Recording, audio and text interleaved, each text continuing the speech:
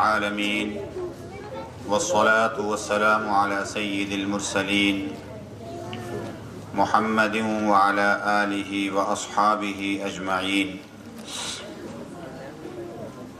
أما بعد فقد قال الله تبارك وتعالى في كلامه المجيد أعوذ بالله من الشيطان الرجيم بسم الله الرحمن الرحيم لقد من الله على المؤمنين إذ بعث فيهم رسولا من أنفسهم يتلو عليهم آياته ويزكيهم ويعلمهم الكتاب والحكمة وإن كانوا من قبل لفي ضلال مبين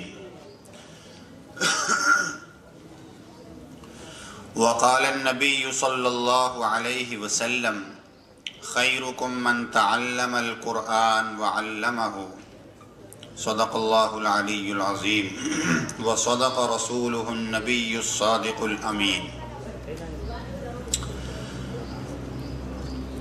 عزیز طلبہ، آپ حضرات کا یہ پروگرام جو سالانہ انعامی تقریب کی حیثیت بھی رکھتا ہے اور دستار بندی کا پروگرام بھی ہے، اس کے علاوہ آپ کے اس پروگرام کی اہمیت یہ بھی ہے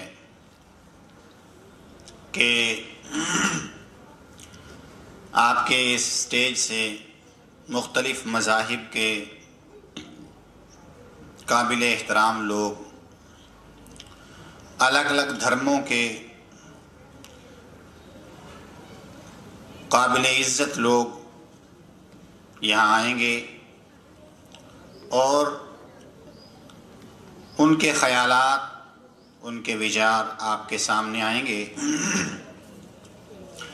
اس سے پہلے جو بچے یا جو طلبہ یہاں نہیں آئے اور ادھر ادھر پھر رہے ہیں وہ یہاں تشریف لے آئیں۔ جو بچے پیچھے کرسیوں پہ ہیں وہ بھی بہتر ہے کہ پنڈال میں بیٹھیں، اور جو پنڈال میں بچے بیٹھے ہیں وہ تھوڑا کھل کے بیٹھ جائیں، ایک دوسرے کے لیے جگہ بنا کر بیٹھیں۔ جب مجمع زیادہ ہو جائے گا تو پھر آپ ان کے لیے جگہ بناتے ہوئے سمٹ کے بیٹھیں، جب تک جگہ ہے تو کھل کر بیٹھیں۔ یہ ادھر آپ تنگ بیٹھیں اور کھل جائیں پیچھے۔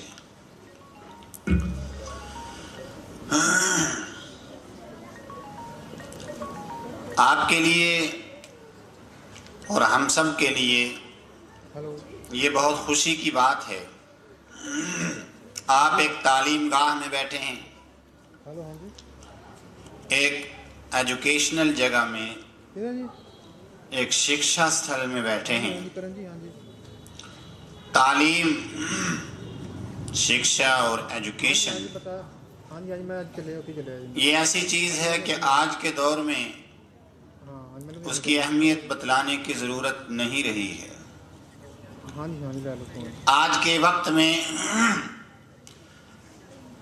دنیا میں تعلیم کی اہمیت کو تسلیم کر لیا گیا ہے۔ تعلیم یافتہ اور غیر تعلیم یافتہ لوگوں کا فرق، مہذب اور غیر مہذب اقوام کا فرق آج کی گلوبل ولیج والی دنیا میں اس قدر واضح ہے کہ اس کی اہمیت بتلانے کی ضرورت نہیں ہے۔ آپ حضرات مبارکباد کے مستحق ہیں کہ آپ ایک تعلیم گاہ میں بیٹھے ہیں۔ پھر تعلیمات کے لحاظ سے بھی دنیا میں جتنے مذاہب ہیں یا جتنے دھرم ہیں اور ان کی جتنی کتابیں ہیں وہ سب اچھائی پھیلانے والی ہیں۔ آپ عیسائیوں کی بائبل لے لیجئے، انجیل لے لیجئے، جیوس کی توریت لے لیجئے، حضرت داؤد علیہ السلام پر نازل ہونے والی زبور لے لیجئے، ہندو دھرم کے وید، سکھ مذہب کا گرو گرنتھ صاحب اور اسلام مذہب کی بنیادی اور منزل من اللہ کتاب قرآن حکیم کو لے لیجئے، آپ کو ان سب میں اچھائی ملے گی، نیکیوں اور اچھائیوں کا پیغام ملے گا، انسانیت ملے گی، پاکیزگی ملے گی۔ کسی بھی مذہب میں یا کسی بھی دھرم میں یا کسی بھی دھارمک کتاب میں آپ کو برائی نہیں مل سکتی۔ کسی بھی دھرم کے اندر اور کسی بھی مذہب کے اندر آپ کو نفرت نہیں ملے گی۔ ہر مذہب میں اور ہر دھرم میں اور ہر دھارمک کتاب میں آپ کو محبت ملے گی، امن کا پیغام ملے گا، ترقی کی راہیں ملیں گی، اور دنیا کے اندر سے نفرت کے خاتمے کے لیے، امن کو بڑھاوا دینے کے لیے، اچھی سکون والی زندگی گزارنے کے لیے آپ کو پیغام ملے گا۔ اس لیے آپ اگر ایک دھارمک تعلیم گاہ میں بیٹھے ہیں، دھارمک شکشا استھل میں بیٹھے ہیں، تو آپ کی اہمیت اور بھی بڑھ جاتی ہے۔ دنیا میں جہاں جہاں فسادات ہوئے، پریشانیاں آئیں، انسانوں کو مصیبتوں کا سامنا کرنا پڑا، اس کی وجہ دھرم نہیں تھا۔ کبھی بھی دھارمک لوگوں کی بنا پر دنیا میں فسادات نہیں ہوئے ہیں۔ فسادات کرنے والے وہ لوگ تھے کہ جن کا دھرم سے کوئی واسطہ نہیں تھا۔ جو صحیح مذہب پہ چلنے والے لوگ ہوئے ہیں، مذہب کے اوپر عمل کرنے والے لوگ ہوئے ہیں، انہوں نے کبھی کسی کے اوپر ظلم نہیں کیا ہے۔ دنیاوی مفادات کے لیے، دنیاوی اغراض کے لیے کچھ لوگوں نے لبادہ مذہب کا اوڑھ لیا ہو اور اس مذہب کی آڑ میں انہوں نے غلط کام کیے ہوں، یہ تو ہو سکتا ہے، لیکن جہاں تک مذاہب کا تعلق ہے، وہ یہ بتلاتا ہے، مذاہب کی کتابوں کے اوپر غور کرنے سے یہ پتہ چلتا ہے کہ کسی بھی مذہب کے اندر نفرت نہیں ہے، قتل و غارت نہیں ہے، ظلم و ستم نہیں ہے، بدامنی نہیں ہے، اور خصوصیت کے ساتھ مذہب اسلام میں تو اس چیز کی قطعاً گنجائش نہیں ہے۔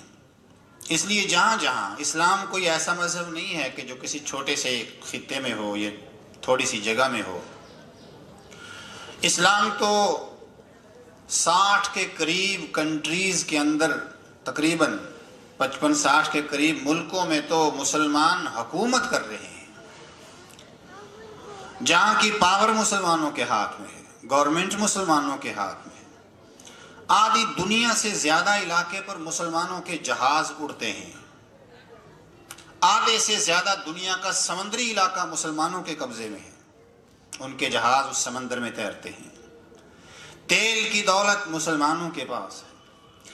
اس وقت سائنس اور ٹیکنالوجی کے اوپر آپ کو پتہ نہیں ہے، لوگ سمجھتے ہیں ہمارے پلے کچھ نہیں ہے، مسلمان ملکوں کے سائنسدان نوبل پرائز لے رہے ہیں۔ تو اسلام کوئی ایسی ڈھکی چھپی چیز نہیں ہے کہ جو کسی ایک علاقے میں ہو اور دنیا کو اس کا پتہ نہ ہو، ایسا نہیں ہے۔ لیکن آج کے دور میں مسلمان کی ذمہ داری بڑھ گئی ہے، اس لیے کہ اسلام کو بدنام کرنے کے لیے بہت سارے لوگوں نے لبادہ اسلام کا اوڑھ رکھا ہے، نام مسلمانوں جیسے ہیں، لیکن وہ کام وہ کر رہے ہیں جو اسلام کے مطابق نہیں ہے، اور اس سے اسلام بدنام ہوتا ہے۔ اسلام اس دنیا میں امن پھیلانے کے لیے آیا ہے، غربت کا خاتمہ کرنے کے لیے آیا ہے، جہالت کے اندھیروں کو ختم کر کے علم کی روشنی پھیلانے کے لیے آیا ہے، مظلوموں کا ساتھ دینے کے لیے آیا ہے، نفرت کو ختم کرنے کے لیے آیا ہے، دنیا کی مصیبتوں کو ختم کرنے کے لیے آیا ہے۔ تو آج اسلام کی شکشا گرہن کرنے والوں کو، اسلام کی تعلیمات حاصل کرنے والوں کو اپنی ذمہ داری سمجھنی چاہیے، اور اس کا ایک بہترین طریقہ یہ ہوتا ہے اس طرح کی کنونشن، اس طرح کی کانفرنسز، اس طرح کے اجتماعات اور جلسے، جس میں معتبر عالم اسلام کی حقانیت کو، قرآن حکیم کی سچائی کو ہم اور آپ کے سامنے لائیں۔ وہیں یہ بھی ایک بہت اچھا قدم ہے کہ دوسرے مذہب کے نمائندوں کو بھی بلا کر ان کے بھی خیالات سنے جائیں، اس لیے کہ سکھ مذہب سے جتنا واقف اس مذہب کا مبلغ، اس مذہب کا گرنتھی اور اس مذہب کا واقف کار ہوگا، ظاہر ہے مسلمان اتنا واقف نہیں ہو سکتا۔ ہندو مذہب سے جتنا واقف اس مذہب کا مبلغ ہوگا، مسلمان نہیں ہو سکتا۔ عیسائی اور یہودی مذہب سے واقف جتنا اس کا مبلغ ہوگا، مسلمان نہیں ہوگا۔ اور اسلام سے جتنا واقف اسلام کا عالم ہوگا، اتنا دوسرا مذہب والا نہیں ہو سکتا۔ تو جب دونوں بیٹھیں گے، دونوں کے خیالات سامنے آئیں گے، تو پتہ چلے گا کہ اس دنیا کو امن کا گہوارہ بنانے کے لیے کامن تعلیمات اور مشترک تعلیمات ہر مذہب کی کتابوں میں موجود ہیں۔ چنانچہ اس کا فائدہ یہ ہوگا کہ نفرتیں ختم ہوں گی۔ تو انشاءاللہ آپ کا یہ پروگرام چلے گا، اس میں جو آئندہ مہمان آ رہے ہیں تھوڑی دیر میں پہنچ جائیں گے۔ کچھ مہمان آپ کے تشریف لے آئے ہیں خصوصیت کے ساتھ، حضرت اقدس حضرت مولانا منیر الدین صاحب دامت برکاتہم العالیہ، استاد فقہ و تفسیر دارالعلوم دیوبند، اور جن کو خلافت اور بیعت کا شرف حاصل ہے، محبوب العلماء والصلحاء حضرت مولانا پیر فقیر ذوالفقار صاحب نقشبندی دامت برکاتہم العالیہ، جو اس وقت دنیا کی ایک بڑی شخصیت ہیں، ان کے خلیفہ بھی ہیں اور دارالعلوم دیوبند کے مایہ ناز استاذ بھی ہیں۔ گزشتہ سال بھی تشریف لائے تھے، آج بھی تشریف لا چکے ہیں۔ اسی طرح ان کے ساتھ حضرت مولانا اشرف عباس صاحب، مایہ ناز استاذ محترم دارالعلوم دیوبند کے، وہ بھی تشریف لا چکے ہیں۔ باقی حضرات تشریف لانے والے ہیں، تو جیسے جیسے وہ آتے رہیں گے میں انشاءاللہ ان کے نام آپ کے سامنے پیش کرتا جاؤں گا۔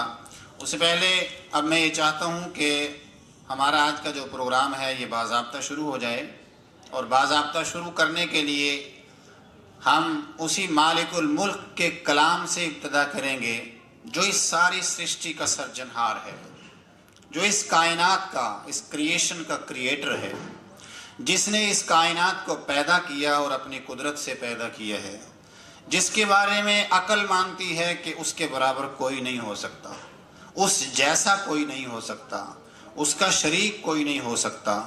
ہم اس کی مورت نہیں بنا سکتے، ہم اس کی تصویر کا کنسیپٹ بھی نہیں کر سکتے کہ وہ کیسا ہے پیدا کرنے والا، جس کی خوبصورتی اتنی زیادہ ہو کہ اس نے خوبصورتیوں سے اس کائنات کو رنگین کر دیا ہو، جس نے کائنات کے گلستانوں میں پھولوں کو الگ الگ رنگ دیا ہو، جس نے تتلی کے پنکھوں میں الگ الگ رنگ بھر دیے ہوں، جس نے اس دنیا کے اندر ایک سے ایک حسین چہرہ بنایا ہو، جس نے حسین سے حسین چڑیاں بنائی ہوں، جس کے حسین رنگوں کو لفظوں میں اور شبدوں میں ان کا ورنن کرنا اور ان کا بیان کرنا انسانی طاقت سے باہر ہے، تو ہم یہ سمجھتے ہیں کہ وہ کیسا ہے، وہ خود ہی جانے کیسا ہے، لیکن یہ عقیدہ ضرور ہے کہ اسے کسی نے پیدا نہیں کیا، وہ سب کو پیدا کرنے والا ہے، اس کے اوپر کسی کی نہیں چلتی، اس کی سب پر چلتی ہے، اس کی ہر صفت قدیم ہے،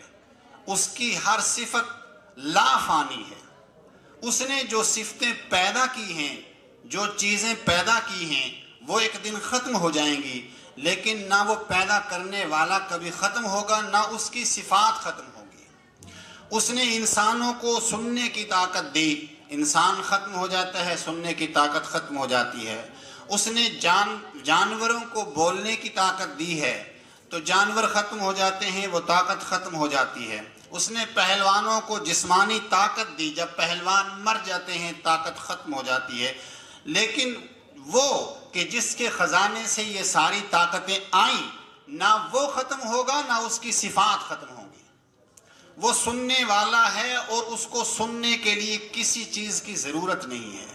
وہ دیکھتا ہے، بصیر ہے، لیکن دیکھنے کے لیے وہ 7 سمندر کی گہرائیوں میں بھی دیکھتا ہے، وہ پہاڑوں کے نیچے ایک چیونٹی کو بھی دیکھتا ہے۔ وہ رات اور دن کی اس کے لیے فرق کوئی معنی نہیں رکھتے۔ اس کی صفات ازلی ہیں، ابدی ہیں، ابدی ہیں، ہمیشہ کے لیے۔ حتیٰ کہ پیغمبر اس کے سب سے پیارے بندے ہیں، لیکن پیغمبر بھی صرف اس کی حمد و ثنا ہی کرتے چلے گئے ہیں، اور یہ کہہ کے گئے ہیں کہ اس کی حمد و ثنا کی انتہا تک پہنچنا کسی کے بس کی بات نہیں ہے۔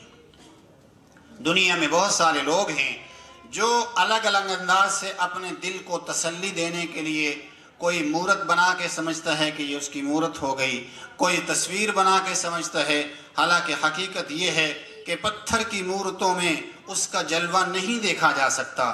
اس کا جلوہ نظر آئے آسمان کی بلندیوں میں، اس کا جلوہ نظر آتا ہے سمندر کی گہرائیوں میں، اس کا جلوہ نظر آتا ہے چلتی ہواؤں میں، اس کا جلوہ نظر آتا ہے حسین چہروں میں، اس کا جلوہ نظر آتا ہے بدلتے ہوئے موسموں میں، اس کا جلوہ نظر آتا ہے چہچہاتی ہوئی چڑیوں میں، اس کا جلوہ نظر آتا ہے ہرے بھرے درختوں میں اور پھولوں میں۔ اس کے لیے پتھر کا ایک ٹکڑا اس کے جلووں کا احاطہ اور اس کا بوجھ نہیں اٹھا سکتا۔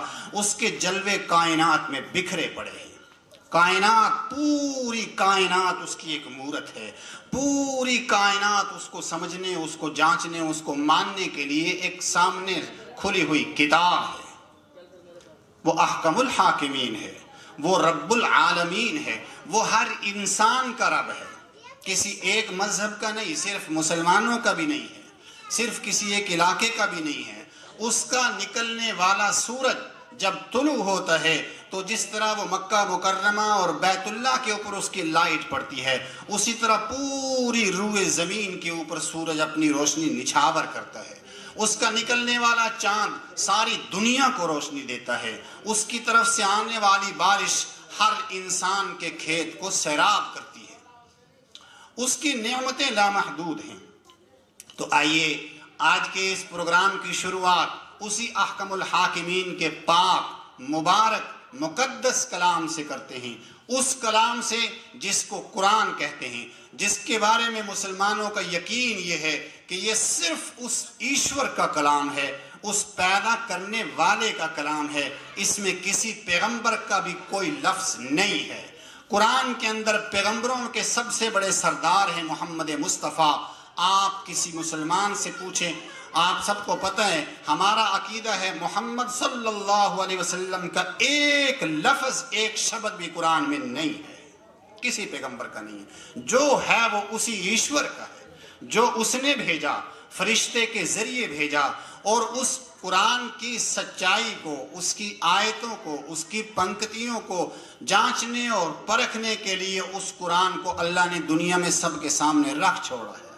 قُلْ إِن كُنْتُمْ فِي رَيْبٍ مِّمَّا نَزَّلْنَا عَلَىٰ عَبْدِنَا فَأْتُوا بِسُورَةٍ۔ فرمایا اگر تمہیں شک ہو کہ یہ کلام ایشور کی طرف سے نہیں ہے، شاید کسی نے اپنے طور پہ بنا لیا ہے، تو آؤ اس قرآن کو پڑھو، اس کا انواد پڑھو، ٹرانسلیشن پڑھو، اس پہ غور کرو۔ کیا ایسی سچائیاں تمہیں کہیں اور مل سکتی ہیں؟ کیا ایسی حقیقتیں کہیں اور مل سکتی ہیں؟ کیا ایسا ربط کہیں اور مل سکتا ہے؟ کیا دنیا کے مسائل کا ایسا حل کسی اور کے پاس ہے؟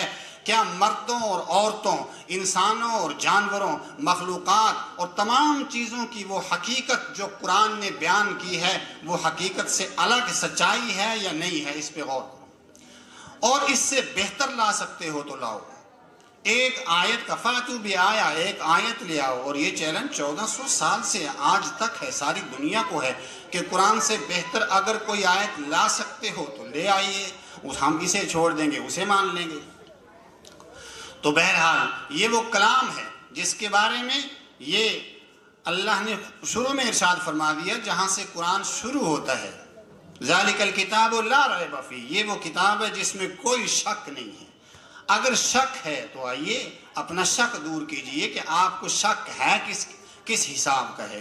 کیا آپ کو یہ شک ہے کہ کوئی کائنات کا پیدا کرنے والا نہیں، یا آپ کو یہ شک ہے کہ پیدا کرنے والا تو ہے لیکن اس نے پیدا کرنے کے بعد لوگوں کو ہدایت کا کوئی مارگ نہیں دکھایا ہے، یا ہدایت کا جو مارگ دکھایا ہے قرآن کے نام سے اس میں یہ کمی ہے یہ کمی ہے، آئیے قرآن کہتا ہے اس پہ غور کیجئے، ٹائم لگائیے تو آپ کا دل مانے گا کہ واقعی قرآن اللہ کا کلام ہے، اتنا مبارک کلام ہے۔ شخصیت کا نام آپ حضرات کے سامنے لینے جا رہا ہوں، وہ اس عظیم جگہ سے تشریف لائے ہیں دارالعلوم دیوبند سے کہ جس کی عظمت اور جس کی بلندیاں اس وقت دنیا مان رہی ہے، جس کے لیے مولانا ریاست علی صاحب نور اللہ مرکزہ نے فرمایا تھا کوہسار یہاں دب جاتے ہیں، طوفان یہاں رک جاتے ہیں، اس کاخ فقیری کے آگے شاہوں کے محل جھک جاتے ہیں۔ واقعی دارالعلوم دیوبند وہ کاخ فقیری ہے کہ جس کے فقیروں نے اپنی ٹھوکروں سے برطانیہ کے تاج کو اور تخت کو یہاں سے اڑا کے انگلینڈ میں پہنچا دیا اور ہندوستان کو سالوں کی اور صدیوں کی غلامی سے نجات دی، جس کے فرزندوں نے صرف بر صغیر ہی نہیں بلکہ پوری دنیا میں پھیل کر انسانیت کی تعلیمات کو عام کیا ہے۔ اس لیے دارالعلوم دیوبند کا احترام ہر دل میں موجود ہے۔ دارالعلوم دیوبند کا احسان ہندوستان کے سر پر موجود ہے۔ دارالعلوم دیوبند ہی تھا جس کے فرزندوں نے مالٹا کی جیلیں کاٹی اور ہندوستان کو آزاد کروایا۔ دارالعلوم دیوبند ہی تھا جس نے ملک کی تقسیم کے بعد اس ملک کی تعمیر اور ترقی میں اپنے فرزندوں کو جھونک دیا۔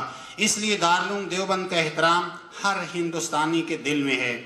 وہاں سے استاد فقہ و تفسیر حضرت مولانا اشرف عباس صاحب دامت برکاتہم العالیہ تشریف لائے ہیں، ان کا ہم پنجاب کی دھرتی پر استقبال بھی کرتے ہیں اور ان سے استدعا کرتے ہیں، گزارش کرتے ہیں کہ تشریف لا کر اپنے نورانی کلمات کے ذریعے سامعین کے قلوب کو منور فرمائیں اور اپنی قیمتی نصائح سے سامعین کو مستفیض فرمائیں۔